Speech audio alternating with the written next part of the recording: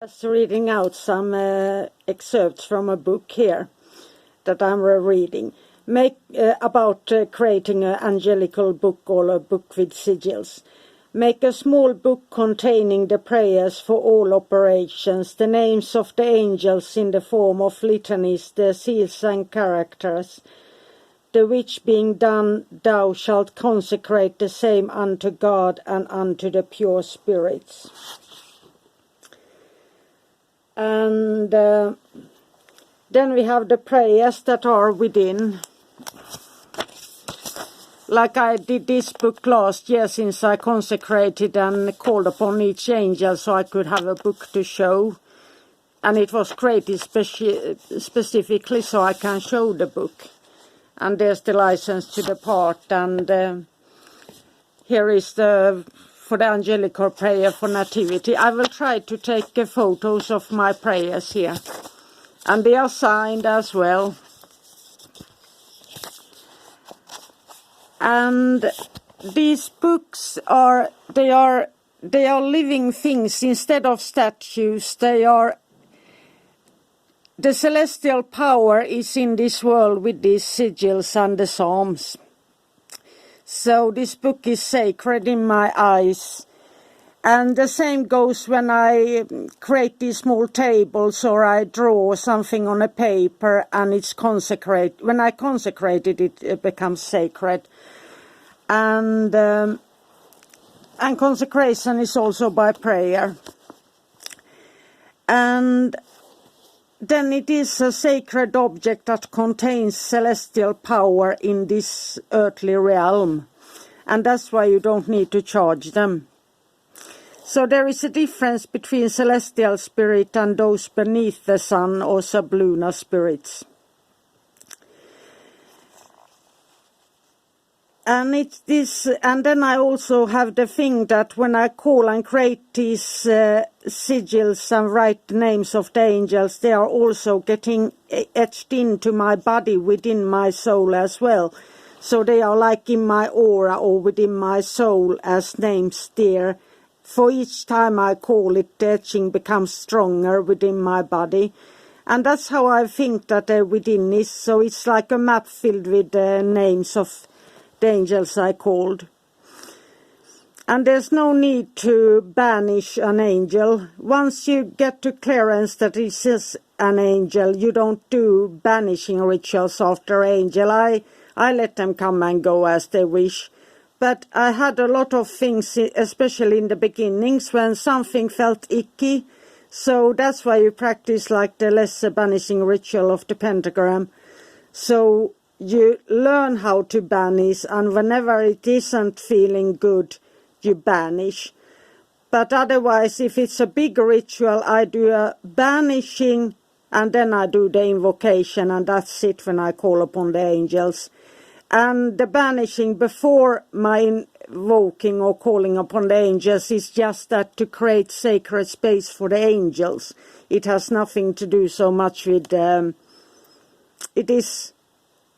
that is a pure place to call upon the angels, and that's for big rituals.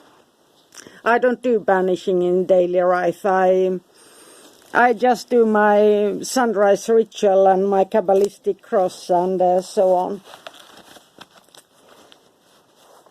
And then I wanted to read out one more thing.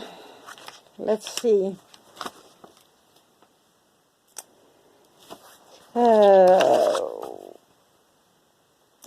And here is from Agrippa. We must now speak of the characters and seals of spirits. Characters, therefore, are nothing else than certain unknowable letters and writings, preserving the secret of the gods and names of the spirits, from the use and reading the profane men, which the ancients called hieroglyphical or sacred letters, because devoted to the secrets of the gods only.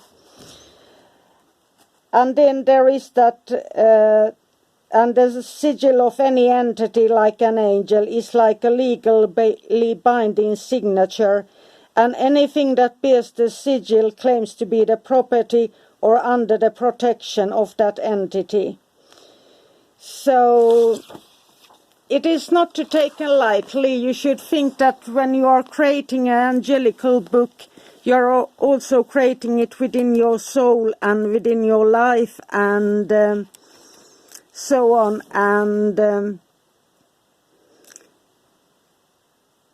And they are like a living thing, so when I open the page, there is just like I made a phone call to the angel directly.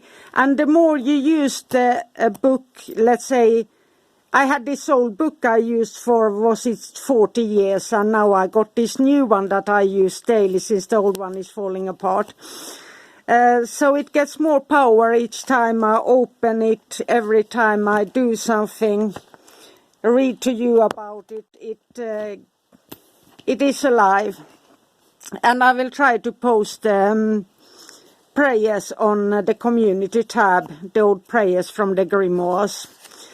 So have a magical day, and of course if you work with other spirits, then you create with their prayers and whatever tradition that is, and you have like let's say an Egyptian prayer book, you use that and you create a specific, but I never mix let's say pagan deities and angels. I have specifically one always for angels, and I don't mix angels with other spirits. So that's just my way of doing things, and there are many others who work the same way, that you have separate books in that case. But I, for myself, I don't want to have a demonic book or anything like that hanging around that I created, since that is a living statue as well as having an altar set up. So that's why I don't draw those sigils or speak their names so often. I encounter them and they come stopping by, as they always do. Sometimes people send them to you and curse you or something, and you have to kick them out or ask them to leave politely, and but I don't want to have them in my home staying with me. So that's why I talk about having my angelical book, and even the old one that is falling apart, it is sacred, and my cat loves to sleep upon it. He's over 19 and he always sleeps on the book and loves sleeping on the book, so he feels the power from that book as well. So have a magical day, and the community page, I will try to upload old prayers there. Bye for now.